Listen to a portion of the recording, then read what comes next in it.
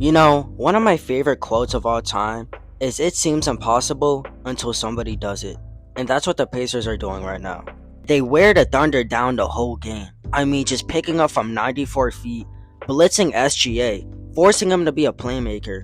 Which, by the way, I said this in one of my videos, but if you force SGA to be a playmaker, he will struggle. And you saw that, right? The Pacers forcing SGA to be a playmaker, just sending double teams at him the whole game. He literally couldn't do anything. He couldn't do fucking shit, my nigga. I mean, I remember hooping against Dante, and this is what it looked like, right? I was just clamping his ass up, and the end score was 0-11. I won. Free Bobby Shmurda. But back on point, right? This is what the Pacers have been doing, and this is why they won game 1. They had to just rely on SGA the whole game. And even though the Pacers got kind of lucky with a game winner, right? It still happened. And the Thunder looked gassed. I mean, they were missing free throws at the end of the game. They looked defeated. Now, I don't want to say the Pacers are already winning the finals. That's kind of a crazy statement to already get to. I think this finals is a little bit similar to the 2022 finals, maybe, where the Pacers win game 1, the opposing team, which in this case is the Thunder, won game 2, the Warriors blew the Celtics out in game 2, and in game 3 the Celtics won. And in game 3 the Pacers won. I don't really like comparing situations, and in this case that's especially right because the way the Pacers and Celtics won their game 3s were totally different. The Celtics blew out the Warriors in game 3, but the Pacers, they just exhausted, wear and teared the Thunder. They literally couldn't do anything, man. I mean, it's like they had no response. And you saw in game 1, when the Thunder were against the Pacers in a clutch situation, they just fully relied on SGA. This game, they did the same thing, but guess what? SGA wasn't scoring because they were blitzing him every time. And I've been saying this, man. Blitz SGA, he's not a great playmaker. Also, credit the Pacers defense for being physical, for getting in the passing lanes. This is exactly why they won. Hard defense. Also, Obi Toppin being the X factor I said he would. Clutch lob dunk. But we also gotta talk about the other role players too, right? Benedict Mathurin. Probably the best game of his life. Maybe will be the best game of his life. Because every time the Pacers are struggling scoring, it felt like this dude was the answer. Aaron Nesmith, punting on the locks. Miles Turner with a huge block over Shet. Everybody was doing their part, man. And I've been saying it in this video, and I'll say it again. I love the Pacers blitzing SGA. I just love it, man, because it works. Or at least it worked for this game. Because, you know, teams could always adjust the next game. This is what I said they needed to do last game.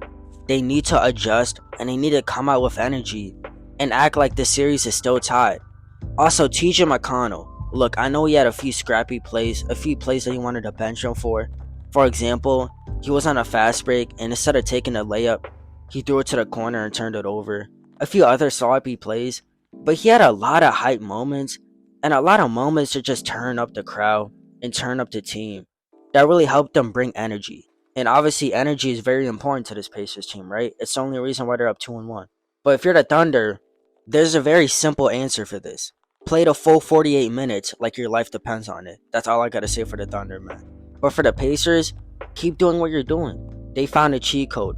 Wear and tear the Thunder the full 48 minutes. And it's not like this is a shabby team too, right?